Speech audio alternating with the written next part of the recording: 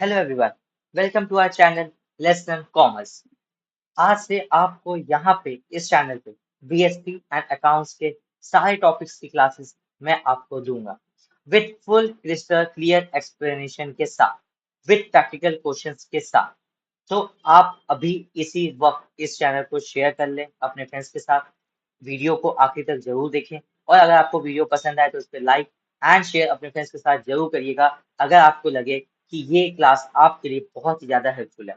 मेरे को तो लगता है ये आपको बहुत ही ज्यादा हेल्पफुल क्लास लगने वाली है इस वीडियो को देखने के बाद। लेकिन बस एक आपसे रिक्वेस्ट है कि आप लास्ट तक इस वीडियो को जरूर देखिएगा, ठीक है? तो चलिए हम लोग अपनी क्लास को स्टार्ट करते हैं एकदम बेसिक कॉन्सेप्ट के साथ, अकाउंट्स की first class with partnership, fundamentals of partnership के साथ। मैं ये मान के चल रहा हूँ कि आपको अभी तक अकाउंट्स में बिल्कुल आता है, तो बेसिक से हो सकता है ना आता हो, लेकिन मैं आपको यहाँ पे एकदम बिल्कुल बेसिक के साथ ही करवाऊंगा, ठीक है? तो आइए स्टार्ट करते हैं अपनी फर्स्ट क्लास को, जो कि है पार्टनरशिप पे। चल, मैं आपको सबसे पहले तो पार्टनरशिप होता क्या है वो एक्सप्लेन करता हूँ। तो देखिए, जब हम लोग एक सोल प्रोप्राइटर, आपने पढ़ा होगा, सोल प्रोप्राइटर की मीनिंग ये होती है जिसमें वो मैनेज, कंट्रोल और फाइनेंस बाय सिंगल पर्सन होता है। लेकिन हो सकता है वो सारी चीजें मैनेज करने पे कैपेबल ना हो, आपको लिमिटेड रिसोर्सेज होते हैं उसमें, उसमें अनलिमिटेड लाइबिलिटी, काफी डीमेरिट रहता है। तो यही सारे डीमेरिट्स को देखते हुए आपको, जब आप किसी और पर्सन के साथ आप जब हाथ मिला लेते हैं, उसी को हम लोग कहते हैं पार्टनरशिप। इसमें मिनिमम अगर दो लोग हैं या दो से ज्यादा आप इसके साथ मिल के काम करते हैं तो उसको क्या बोलते हैं हम लोग? पार्टनरशिप। तो आइए हम लोग सबसे पहले पार्टनरशिप की मीनिंग के साथ स्टार्ट करते हैं। देखिए क्या लिखा है, when two or more persons join hands to set up a business and share its profit and loss। जब आप दोनों लोगों ने हाथ मिला लिया और आपने कहा जो भी प्रॉफिट होगा या जो भी लॉस होगा वो हम लोग अपना शेयर कर लेंगे, they are said to be in a partnership. Section 4 of the Indian Partnership Act defines partnership as the relation between the persons। जब आप किसी के साथ पार्टनरशिप में बिजनेस करते हैं तो आपका उस बंदे के साथ एक रिलेशन बन जाता है। Who have agreed to share the profits। आपने एग्री भी कर लिया है कि आपका जो भी प्रॉफिट होगा वो हम लोग आपस में क्या करेंगे? शेयर करेंगे। कैरीड ऑन बाय ऑल और any one of them acting for all. ये बहुत इंपॉर्टेंट लाइन है, इसमें बच्चे कंफ्यूज होते हैं कि any one of them acting for all का मीनिंग क्या है सर। यहाँ पे मैं बताता हूँ। जैसे suppose A and B partners हैं और सपोज सी भी पार्टनर है, लेकिन इसमें ए एंड बी ज्यादा काम नहीं करते लेकिन सी वर्किंग पार्टनर है। वर्किंग पार्टनर बोले तो कि सारे डिसीजन यही ले रहा है, तो क्या मैं ये कह सकता हूँ कि सी एक्ट कर रहा है on the behalf of A and B? तो वही लाइन है, any one of them acting for all. वहां पे सिर्फ सी अकेला ही नहीं काम कर रहा है, वो अपना काम तो कर ही रहा है, साथ में ए और बी का भी साथ ही में काम कर रहा है। तो अगर इस केस में इसका मीनिंग सबसे अगर मैं इंपॉर्टेंट बताऊं, अगर सी की वजह से कोई नुकसान हो जाता है तो ए और बी ये नहीं कहेंगे कि आपने डिसीजन लिया था, आप इस लॉस को झेलेंगे। नहीं, सी ने अगर डिसीजन लिया था तो अगर इन केस लॉस हो जाता है तो ए बी और सी तीनों बियर करेंगे। अच्छा, एक और आपने कहा लॉस हो जाएगा तो ए और बी मना कर देंगे। अगर सी के उसी डिसीजन से प्रॉफिट हो जाता है तो क्या ए और बी ये नहीं कहेंगे कि आप, अच्छा आपकी वजह से डिसीजन हुआ था, आप सारा पैसा ले जाइए, मेरे को कोई पैसा नहीं चाहिए? ऐसा तो ये और भी बिल्कुल भी नहीं कहेंगे। तो जहां पैसा लेने की बात आएगी वहां तो कुछ नहीं, लेकिन अगर लॉस की बात आ गई तो आपने पूरा सी के ऊपर डाल देंगे? नहीं, ऐसा बिल्कुल भी पार्टनरशिप में नहीं होता है। तो ये आपको उम्मीद है कि मीनिंग ऑफ पार्टनरशिप आपको समझ में आ गई होगी। तो अब आगे एक आता है पार्टनरशिप डी। अब आप खुद बताइए कि अगर आप एक पार्टनरशिप किसी के साथ करने जा रहे हैं तो क्या आप बिना एग्रीमेंट के उसके साथ लग जाएंगे, या कुछ भी आप उसके साथ वर्बल या कह सकते हैं ओरल या कह सकते हैं रिटन, तो क्या आप उसके साथ कोई भी एग्रीमेंट नहीं करेंगे? खाली बातचीत, बाय द वर्ड्स आप क्या उसके साथ पार्टनरशिप कर लेंगे? हो तो सकती है, क्योंकि ऐसा मैंडेटरी तो बिल्कुल नहीं बोला गया कि रिटर्न एग्रीमेंट होना चाहिए। लेकिन आपको रिटन एग्रीमेंट करवाना बहुत ही ज्यादा इंपॉर्टेंट होता है, क्योंकि बेटा अगर कल को कोई डिस्प्यूट हो गया तो उस डिस्प्यूट का रिजोल्यूशन कैसे उसको रिजॉल्व करेंगे आप लोग, आपका वो बात इंपॉर्टेंट हो जाती है। तो अगर आपने वो बात डीड में लिखी है तो आपको सामने वाला पार्टनर बिल्कुल भी आपके साथ गलत काम नहीं कर सकता, क्योंकि उसको पता है कि ऐसा डीड में लिखा है, अगर मैंने डीड के अगेंस्ट कोई भी काम किया तो वो पार्टनर मेरे ऊपर केस कर दे। ठीक है, तो पार्टनरशिप डीड अगर मैं सिंपल लैंग्वेज में बोलूँ क्या है, तो ये हमारा एग्रीमेंट होता है। क्या होता है बेटा हमारा? एग्रीमेंट। और ये एग्रीमेंट कैसा होता है हमारा? रिटन एग्रीमेंट, जिसमें क्या लिखा होता है बेटा? टर्म्स एंड कंडीशंस लिखी होती हैं। क्या लिखी होती है बेटा? टर्म्स एंड कंडीशंस लिखी होती है, किसकी? पार्टनरशिप की। Partnership comes into existence as a result of agreement among the partners. The agreement can be either oral or written. Partnership Act does not require the agreement must be in writing. मैंने अभी आपको बताया था कि ऐसा कोई भी mandatory नहीं है कि वो राइटिंग नहीं होना चाहिए। But wherever it is in writing, the document which contains the terms of the agreement is called a partnership deed. जब आप वो रिटर्न में कर लेते हैं तो उसको ही हम क्या कहते हैं? पार्टनरशिप डीड कहते हैं।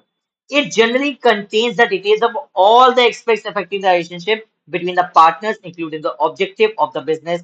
क्या क्या आपका ऑब्जेक्टिव है, आप कौन सा बिजनेस करना चाह रहे हैं, आपने contribution of capital by each partner, हर एक पार्टनर ने कैपिटल कितनी लगाई है, कैपिटल का मतलब क्या होता है बेटा? आपने कितना पैसा इन्वेस्ट किया है बिजनेस में, आप किस रेशियो में प्रॉफिट एंड लॉसेस बियर करेंगे, क्या आप इक्वल पार्टनर्स हैं, या 1:1 कह सकते हैं इक्वल को, या कह सकते हैं 2:1 के हैं, या 3 पार्टनर्स हैं तो 3:1 के हैं, या 5:3 के हैं। तो ये आपको रेशियो बताना पड़ेगा प्रॉफिट एंड लॉसेस का आपका कौन सा है। Will be shared by the partners and entitlement of the partners with interest on capital, interest on loan and etc. अगर किसी को इंटरेस्ट ऑन कैपिटल लेना है या इंटरेस्ट ऑन लोन देना है तो वो भी कितने रेट ऑफ इंटरेस्ट पे होगा वो भी आपको पता होना चाहिए। अब आपके मन में आ रहा होगा सर आप थ्योरी क्यों पढ़ा रहे हैं? तो अगर आपको पार्टनरशिप डीड का मीनिंग नहीं पता होगा तो अभी आगे मैं ये बताऊंगा कि आपको कौन कौन से प्रोविजंस पार्टनरशिप एक्ट में लगते हैं, तो वो आपके लिए दिक्कत हो जाएगी। तो क्योंकि आप तो डीड के अकॉर्डिंग चलेंगे, चलना हमको डीड के अकॉर्डिंग ही होता है, लेकिन डीड का मीनिंग पता होना बहुत ही ज्यादा इंपॉर्टेंट है अगर आप पार्टनरशिप का चैप्टर स्टार्ट करने जा रहे हैं तो। ठीक है, तो अब आइए इसमें देख लेते हैं ऊपर ऊपर से कि पार्टनरशिप डीड में कौन कौन से कंटेंट्स होते हैं। मेन मेन ऊपर ऊपर से कॉन्टेक्ट पढ़ लेते हैं। Names and address of the firm and it's main business. क्या क्या आपका नेम क्या है, आपका एड्रेस क्या है बिजनेस का। Names and address of all the partners, सारे पार्टनर्स का नाम क्या है, उसका इनका एड्रेस क्या है, हर एक पार्टनर ने कैपिटल कितनी कंट्रीब्यूट करी है। अकाउंटिंग पीरियड क्या है? अब अकाउंटिंग पीरियड सर दो टाइप के होते हैं, एक होता है कैलेंडर ईयर, एक होता है हमारा फाइनेंशियल ईयर। कैलेंडर ईयर हमारा होता है जैन से लेके दिसंबर तक, और फाइनेंशियल ईयर होता है हमारा अप्रैल से लेके मार्च तक। ठीक है, तो आप कौन सा फॉलो करें आपको वो भी बताना पड़ेगा।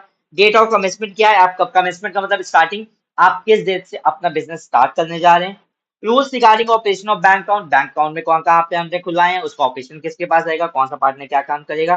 प्रॉफिट एंड लॉस, अभी मैंने आपको बताया कि प्रॉफिट एंड लॉस किसमें आप शेयर करेंगे। Rate of interest on capital, loan, drawings क्या होगा। ऑडिटर कौन होता है, बहुत ही ज्यादा इंपॉर्टेंट है। ऑडिटर बेटा वो होता है जो आपके अकाउंट्स को चेक करता है। कौन होता है बेटा? जो आपके अकाउंट्स को चेक करता है उसको हम क्या कहते हैं? Auditor.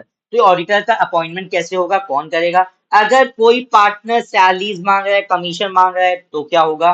Rights and duties and liabilities, अगर किसी की राइट्स क्या है, कौन क्या काम करेगा, उसकी ड्यूटीज क्या है, उसकी लाइबिलिटीज क्या है। Treatment of loss arising of the insolvency, अगर कोई पार्टनर इंसॉल्वेंसी इंसॉल्वेंट हो जाता है, अगर किसी पार्टनर का दिवालिया निकल जाता है तो उस केस में आपके साथ क्या होगा। Settlement of accounts and the dissolution of the firm, अगर डिसोल्यूशन का मतलब अगर आप पार्टनरशिप डिसॉल्व करना चाहते हैं, मतलब हिंदी में अगर बोले तो हम बंद करना चाहते हैं, तब क्या होगा। अगर कोई डिस्प्यूट हो गया तो उसको सेटलमेंट कौन करवाएगा भाई? अगर कोई डिस्प्यूट होगा तो उसको सेटलमेंट कौन करवाएगा। अगर कोई पार्टनर आना चाहता है, जाना चाहता है, अगर किसी पार्टनर की डेथ हो जाएगी तो क्या होगा। तो आप समझ रहे हैं कि ये कितने ज्यादा इंपॉर्टेंट हो जाता है डीड। अगर आपने सपोज ये डीड ना हो और कल को कोई पार्टनर मर जाए तो क्या होगा। आप बताइए, सोचिए आप तब क्या होगा।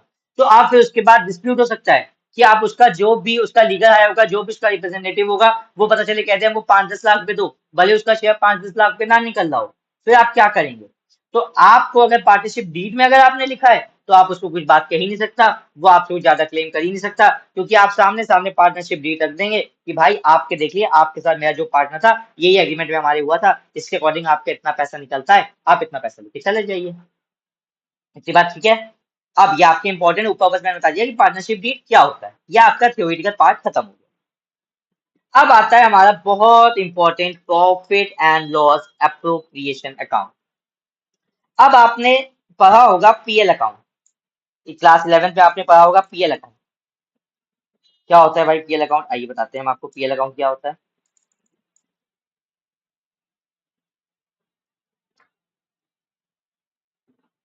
आपने पढ़ा था ट्रेडिंग एंड पीएल अकाउंट। आप अगर ट्रेडिंग की मैं बात करूं तो पहले आप ट्रेडिंग में डालते थे डायरेक्ट एक्सपेंस। डायरेक्ट ट्रेडिंग में बता देता हूँ आपको ऊपर ऊपर से।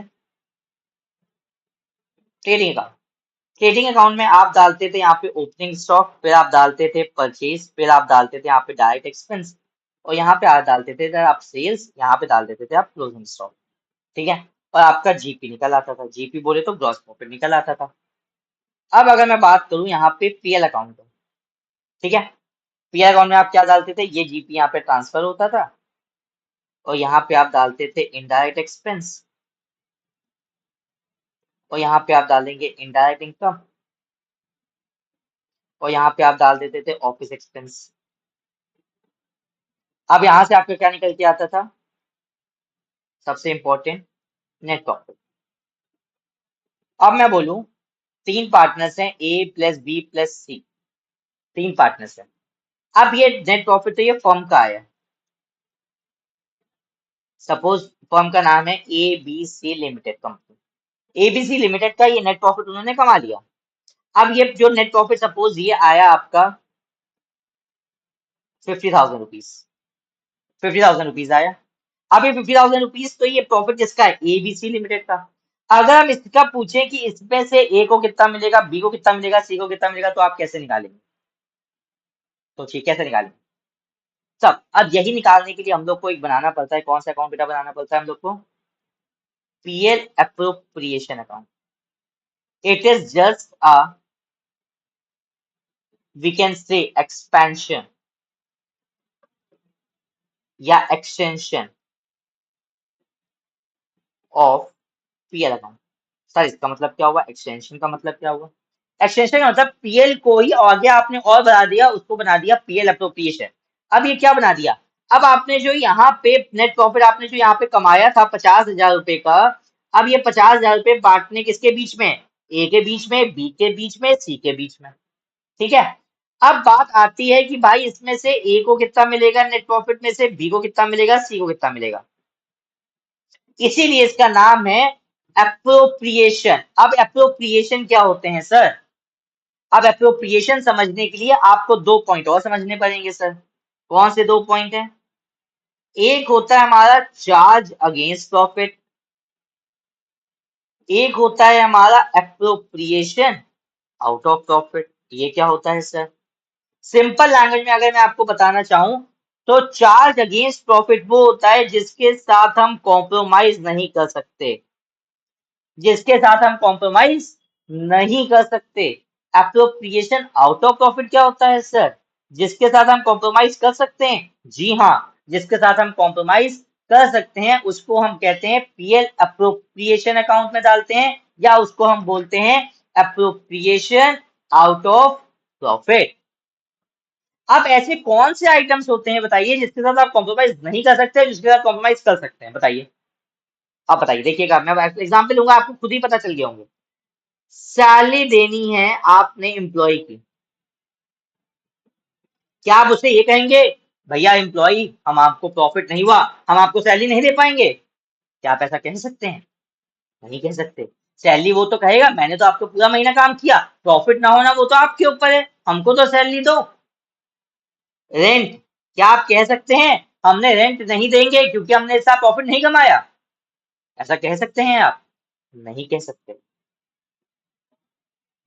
और बताते हैं, और क्या क्या हो सकता है, interest on loan, interest on loan, आप सपोज बैंक से लोन लिया आपने, आप बैंक से क्या कहेंगे कि बैंक हमको इस बार प्रॉफिट नहीं हुआ, क्या मैं आपका ब्याज नहीं दे पाऊंगा, मेरे पास पैसा नहीं है। आप बताइए वो आपके ऊपर केस कर देगा कि नहीं कर देगा, कर देगा। तो ये ऐसी चीजें, एक और एग्जाम्पल मैं लेता हूँ बहुत इंपॉर्टेंट, मैनेजर की कमीशन, मैनेजर की कमीशन, मैनेजर कमीशन क्या होता है, अब आपने एबीसी वालों ने, ऊपर वाला एग्जाम्पल लेता हूं मैं, यहाँ पे एबीसी पार्टनर्स थे, इन्होंने यहाँ पे एम को एज अ मैनेजर रख लिया। अब एबीसी कह रहे हैं भैया हमको प्रॉफिट नहीं हुआ, मैनेजर मैं आपको बिल्कुल भी सैलरी नहीं दे पाऊंगा। क्या ऐसा पॉसिबल है? मैनेजर को कोई फर्क पड़ेगा आपको प्रॉफिट हुआ या नहीं हुआ? नहीं फर्क पड़ेगा। तो ये नहीं फर्क पड़ेगा मतलब इसके साथ हम कॉम्प्रोमाइज नहीं कर सकते। तो ये कहाँ सब चीजें जाएंगी आपकी? ये सब चीजें कहाँ जाएंगी आपकी? पीएल अकाउंट में। कहाँ जाएंगी? पीएल अकाउंट में। और इन सब चीजों को पार्टनर्स को कुछ लेना देना नहीं है। इसमें से पार्टनर दे रहा है, पार्टनर अपने प्रॉफिट से दे रहा है, पार्टनर को मिल नहीं रहा है, ध्यान रखिएगा ये बात। अब आता है ऐसी कौन सी चीजें जिनके साथ हम कॉम्प्रोमाइज कर सकते हैं। सिंपल सी ऐसी चीज जो पार्टनर को मिलती हैं। किसको मिलती हैं बेटा? जो पार्टनर को मिलती हैं हम उसके साथ कॉम्प्रोमाइज नहीं कर सकते। अब ऐसी कौन सी चीजें जो पार्टनर्स को मिलती हैं, अभी मैंने आपको ऊपर बताता हूं मैं आपको। सबसे पहले interest on capital, salary to partners. यहाँ पे जो सैलरी थी वो एम्प्लॉय की थी। एम्प्लॉय के साथ आप कॉम्प्रोमाइज कर सकते हैं, लेकिन एम्प्लॉय के साथ आप कॉम्प्रोमाइज नहीं कर सकते। लेकिन अगर पार्टनर को सैलरी देनी है तो आप कॉम्प्रोमाइज कर देंगे। ए और बी कहेगा सी को अगर सैलरी मिल रही है, ए और बी कहेगा सी आप सैलरी छोड़ दो भाई, वैसे ही हमको प्रॉफिट नहीं हुआ। तो कहेगा चलो कोई बात नहीं, लॉस तो हो ही रहा है, हम भी इसी के हैं, लॉस लॉस हो भी गया तो हम ही को झेलना पड़ेगा, तो चलो कोई बात नहीं भाई मैं कॉम्प्रोमाइज कर लेता हूँ, ना दो मेरे को सैलरी इस साल। बात क्लियर हो रही है? तो ऐसी चीज इसके साथ हम कॉम्प्रोमाइज कर सकते हैं। किसी को कमीशन अगर देनी है,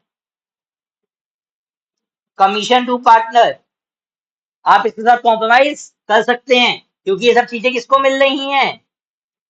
चिल्ला के बोलिए, घर वालों को जगा दीजिए। ये सब चीजें किसको मिल रही हैं? पार्टनर्स को। तो अगर मैं इसका कंक्लूजन निकालूं बेटा, तो मैं इसके साथ कंक्लूजन निकालूं, क्या कंक्लूजन है भाई? जिनके साथ हम कॉम्प्रोमाइज कर सकते हैं उसको हम डालते हैं पीएल अकाउंट में, और इसी को हम बोलते हैं चार्ज अगेंस्ट प्रॉफिट। ठीक है।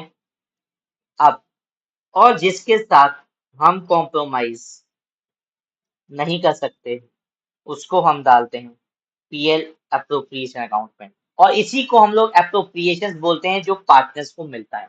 इसी को हम क्या बोलते हैं? अप्रोप्रिएशन। तो कॉम्प्रोमाइज हम किसके साथ कर सकते हैं? अप्रोप्रिएशन के साथ हम कॉम्प्रोमाइज कर सकते हैं।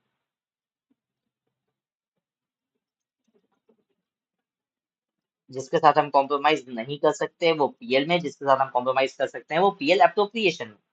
और ये कहा जाएगा अप्रोप्रिएशन, इसको हम बोलते हैं। और ये कहा जाएगा पीएल अप्रोप्रिएशन में। और ये चीजें मिलती किसको हैं? पार्टनर को ये चीजें मिलती हैं। क्या इतनी बात क्लियर हो गई आपकी? हाथ उठा दीजिए अगर यह बात आपको क्लियर है तो। अब आइए पीएल अप्रोप्रिएशन का वो देख लेते हैं फॉर्मेट क्या होता है। देखिए, PL appropriation is a nominal account. Nominal account का मतलब क्या होता है? चिल्ला चिल्ला के बोलो। Debit all the expenses and losses, credit all the incomes and gains. Debit all the expenses and losses, credit all the incomes and gains. This is the debit side and this is the credit side, as you all know. अब देखिए जो मैंने अभी आपको theory में समझाया, देखिए वही लिखा हुआ है। PL appropriation account is a merely an extension of the PL account.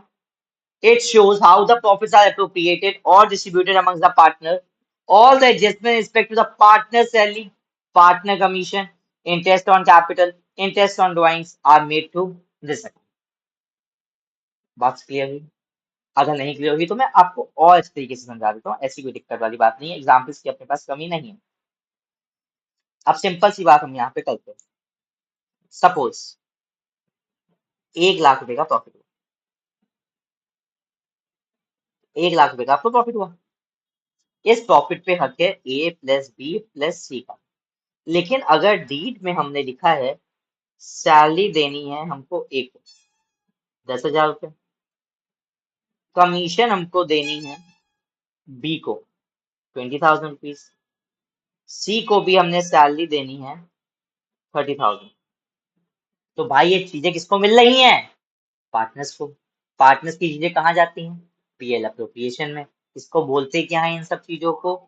इन सब चीजों को क्या बोलते हैं? अप्रोप्रिएशंस। क्या बोलते हैं? अप्रोप्रिएशंस।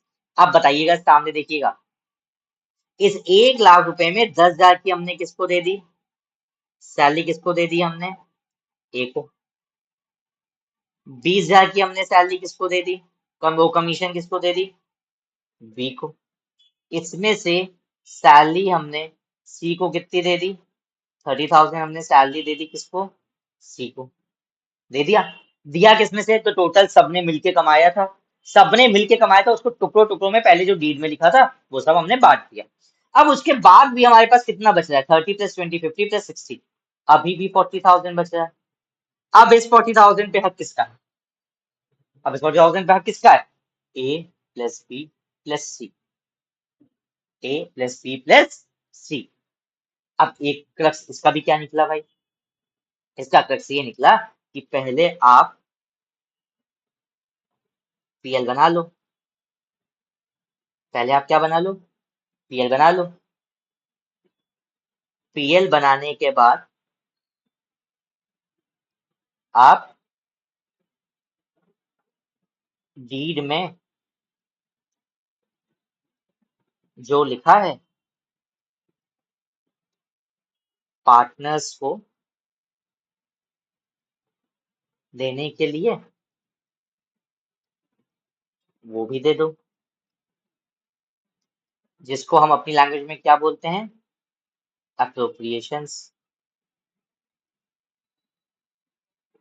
दे दो। उसके बाद जो रेसिडुअल प्रॉफिट होगा, बचा हुआ प्रॉफिट, अप्रोप्रिएशंस देने के बाद वो ऑल पार्टनर्स, सारे पार्टनर्स में क्या हो जाता है?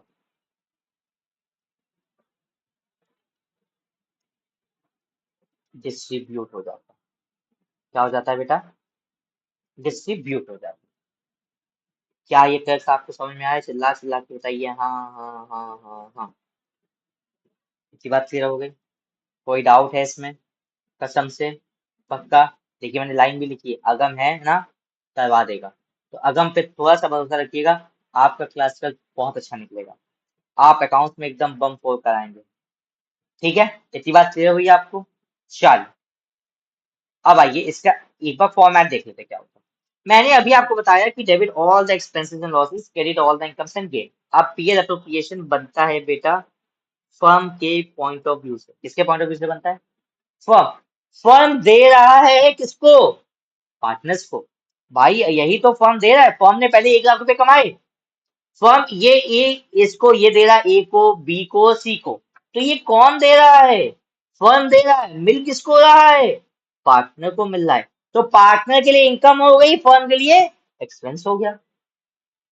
पार्टनर के लिए इनकम हो गई, फर्म के लिए क्या हो गया? एक्सपेंस हो गया बेटा।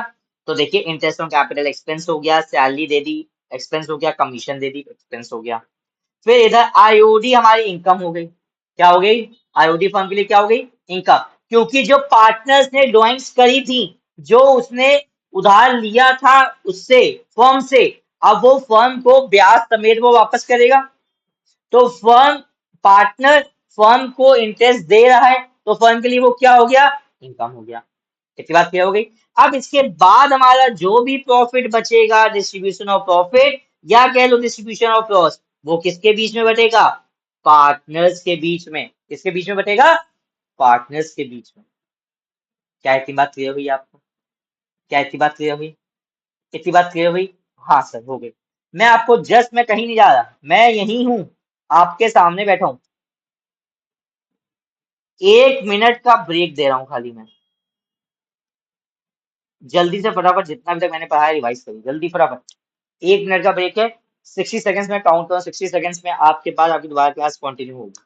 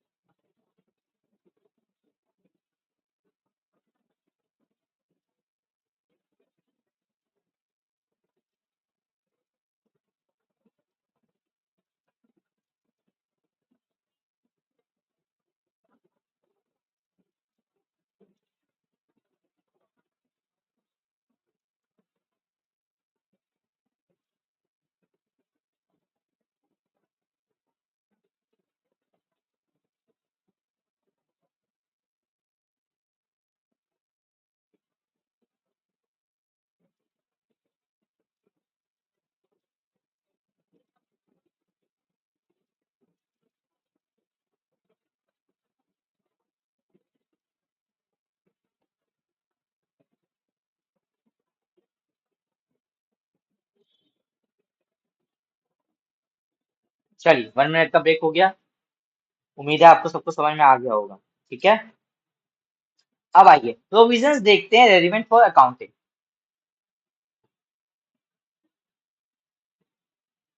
Provisions of partnership act relevant for accounting. अब क्या क्या प्रोविजंस हमको ध्यान रखना है।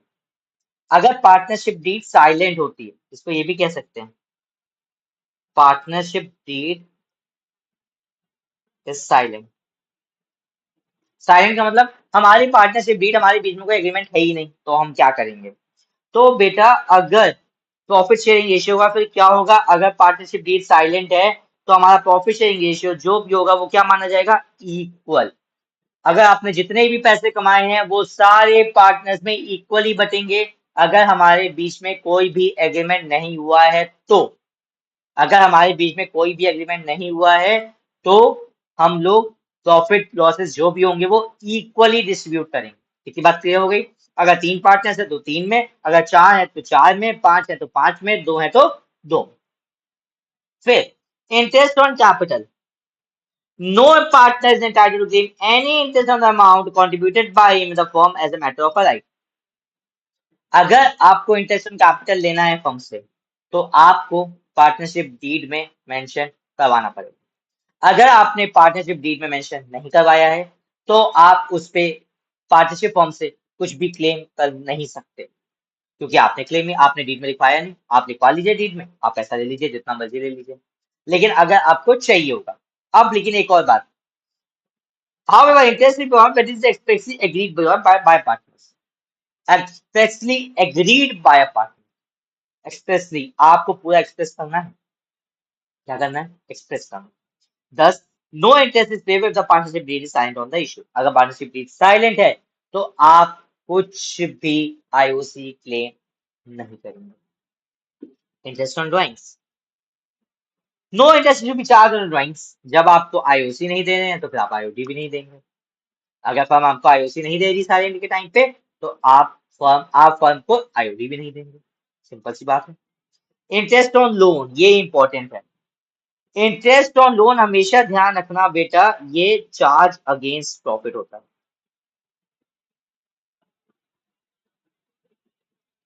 भले ही वेदर आप बैंक से लो या पार्टनर से लो, आपको इंटरेस्ट तो देना ही देना है। आप इंटरेस्ट से भाग नहीं सकते।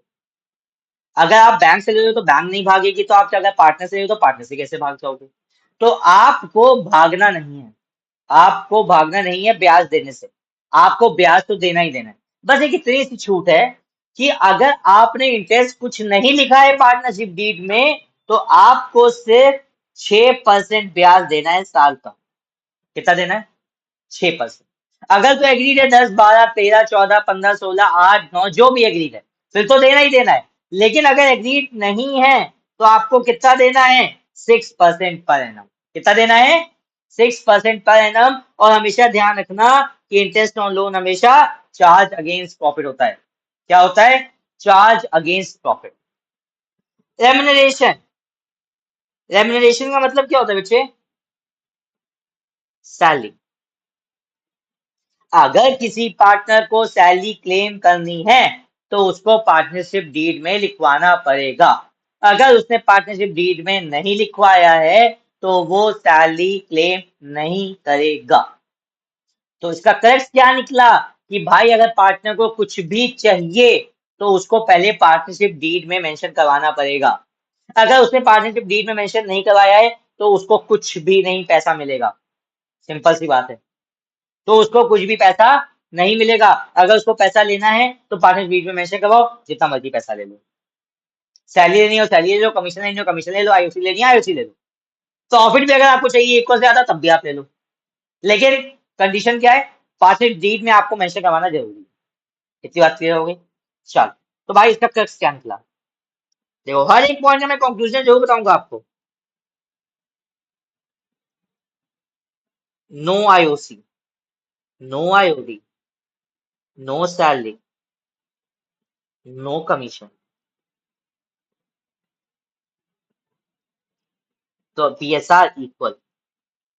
ये पॉइंट ध्यान रखने हैं। अगर हमारे बीच में डीट नहीं है तो एकदम कैंसिल, कुछ भी आपको नहीं मिलेगा। बट एक एक्सेप्शन, 6% पर एनम का आपको आईयूएल तो देना ही देना है, क्योंकि ये हमारी क्या है, चार्ज अगेंस्ट प्रॉफिट, और ये सब हमारे क्या है, एप्रोप्रिएशन। ये सब क्या है, एप्रोप्रिएशन। जो चीजें पार्टनर्स को मिलती हैं उसको बोलते हैं एप्रोप्रिएशन, जो चीजें आप नहीं कॉम्प्रोमाइज कर सकते उसको हम क्या बोलते हैं, चार्ज अगेंस्ट प्रॉफिट। क्या इसकी बात क्लियर होगी? ये हमारा जाके खत्म हुआ थ्योरेटिकल पार्ट। ठीक है, अब हम लोग आइए आज प्रैक्टिकल करके ही जाएंगे, परेशान ना होइएगा, प्रैक्टिकल हम करके ही जाएंगे, एक आईओसी का टॉपिक करके ही जाएंगे। इसकी बात क्लियर हो गई? चल, अब बस पहले आईओसी स्टार्ट करने से पहले मैं आपको एक बात बताना चाहता हूँ।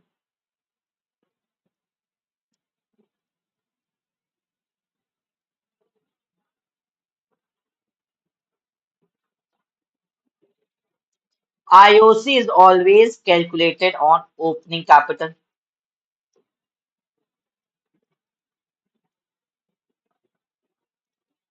IOC is charged on that amount of capital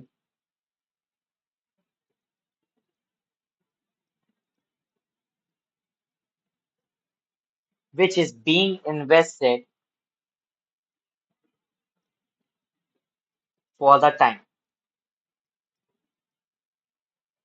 in the business। कहने का मतलब क्या हुआ, आपने जितने महीने के लिए, जितने टाइम के लिए आपने कैपिटल अपने फर्म को दी है, आप उतने ही महीने का, उतने ही साल का आप इंटरेस्ट लेंगे।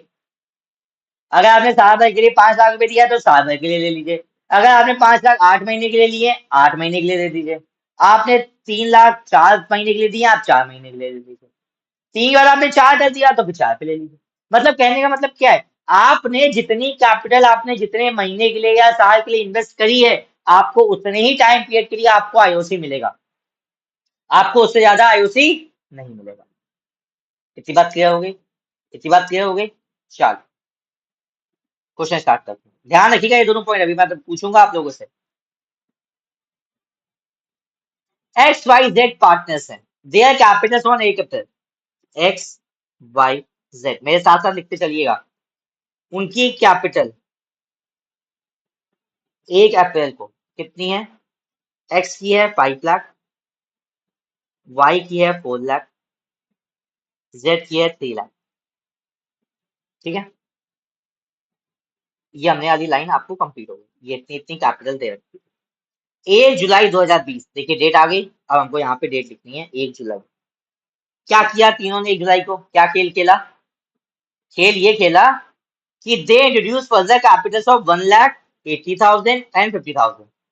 तीनों ने रिस्पेक्टिवली, एक्स ने 1 लाख रुपए इंक्रीज कर दिया, प्लस हो गया, वाई ने 80,000 इंक्रीज कर दिए, प्लस हो गया, जेड ने 50,000 इंक्रीज कर दिए, प्लस हो गया।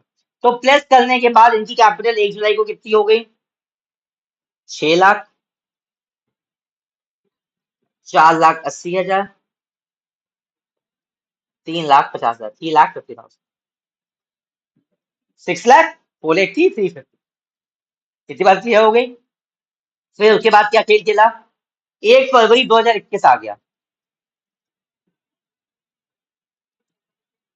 1 फरवरी आ गई। 1 फरवरी को क्या हुआ भाई, 1 फरवरी को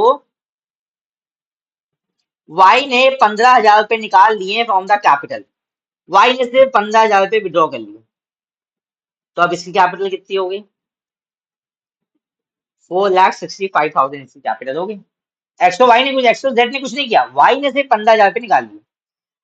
जो आईओसी दे रखा है वो कितने परसेंट देना है, 8% हमको इंटरेस्ट में कैपिटल निकालना फॉर द ईयर एंडिंग, हमको 1 साल का निकालना। ठीक, अब हमको सिंपल से, हम जितने क्वेश्चन पूछेंगे आपको सही जवाब देना है। ये 5 लाख रुपए कितने महीने के लिए एक्स ने फर्म को दिया, 5 लाख रुपए, कैसे पता चलेगा? अब आपको देखना है कि ये 5 लाख कैपिटल उसकी चेंज कब हुई है, ये 5 लाख कैपिटल उसकी चेंज कब हुई है। तो भाई उसने 1 अप्रैल को अगर पैसा दिया था तो 1 जुलाई को उसने चेंज कर लिया, तो मतलब अप्रैल पूरा 5 लाख दिया, मई पूरा 5 लाख दिया, जून भी पूरा 5 लाख दिया, 1 जुलाई को चेंज हो गया, तो जुलाई तो लेंगे नहीं क्योंकि पहली तारीख को ही चेंज कर दिया। तो मेरा कहने का मतलब है, अब आप बताइए ये जो 5 लाख रुपए एक्स ने कितने महीने के लिए दिया था? 3 महीने के लिए दिया। कितने महीने के लिए दिया? 3 महीने के लिए दिया। उसके बाद एक्स की कैपिटल कितनी हो गई? 6 लाख। एक्स की कैपिटल कितनी हो गई? 6 लाख। हमको निकालना है मार्च 31 तक का। अब आप बताइए, क्या उसने पूरे साल क्या कैपिटल चेंज करी, क्या 6 लाख ही रही? भाई 6 लाख ही रही। ना उसने कुछ पैसा और लगाया, ना उसने पैसा और कुछ निकाला, तो उसकी कैपिटल कितनी रही? 6 लाख रुपए रही। तो अब जब कैपिटल उसकी 6 लाख रुपए रही, तो इसका मतलब जुलाई से लेकर मार्च तक उसकी कैपिटल कितनी रही? 6 लाख। उसकी कैपिटल कितनी रही? 6 लाख। तो जुलाई, अगस्त, सितंबर, अक्टूबर, नवंबर, दिसंबर, जनवरी, फरवरी और मार्च, कितने महीने हुए? 5 और 4, 9 महीने। 5 और 4, 9 महीने। 9 महीने तक उसने कैपिटल कितनी लगाई? 9 महीने तक उसने कैपिटल कितनी लगाई? 6 लाख रुपए। कितनी लगाई? 6 लाख रुपए। क्या बोला मैंने? मेरे साथ साथ बोलो। हमको देखना है किस पार्टनर ने कितनी कैपिटल कितने टाइम के लिए लगाई है, यही तो देखना है। यही तो देखना है। एक पार्टनर ने कैपिटल कितने महीने के लिए लगाई? एक्स ने पहले 5 लाख रुपए लगाए, जुलाई में 1 लाख रुपए और बढ़ा दिए, तो उसकी कैपिटल कितनी हो गई? 6 लाख रुपए हो गई। तो 5 लाख रही 3 महीने तक, 6 लाख रही 9 महीने तक। 6 लाख रही 9 महीने तक। अब रेट ऑफ इंटरेस्ट निकालना है, 8% पे निकालना है। किस पे निकालना है? 8%। तो 5 लाख का 8% इंटू 3/12। 5 लाख का 8% 3/12 कितना आएगा? 0, 0, 3 1 3 4 4 1 4 2, 5 2 10, 1 2 3, 10,000। कितना आया? 10,000। फिर उसकी कैपिटल हो गई 6 लाख। 8% लगाना है। कितने महीने के लिए लगाना है? 9 महीने के लिए। 0 0 4 2 8, 4 3 12, 3 1 3 3 6 6 36,000। तो इसका मिला के उसको कैपिटल कितना मिल रहा है? उसको मिला के टोटल कैपिटल कितना मिल रहा है? चिल्ला चिल्ला के बोलो, घर वालों को उठा लो। नहीं उठाओगे तो काम नहीं चलेगा। नहीं उठाओगे तो काम नहीं चलेगा बेटा, मैं बता रहा हूं आपको। बात क्लियर हो रही है इतनी आपको कि नहीं हो रही है? बताइए। क्लियर है? क्लियर है। सर, अब एक्स की वाई की कैसे निकालेंगे? बताइए। वाई ने 2 बार चेंज करी, ध्यान रखिएगा। वाई की 4 लाख कैपिटल कितने महीने की रहेगी?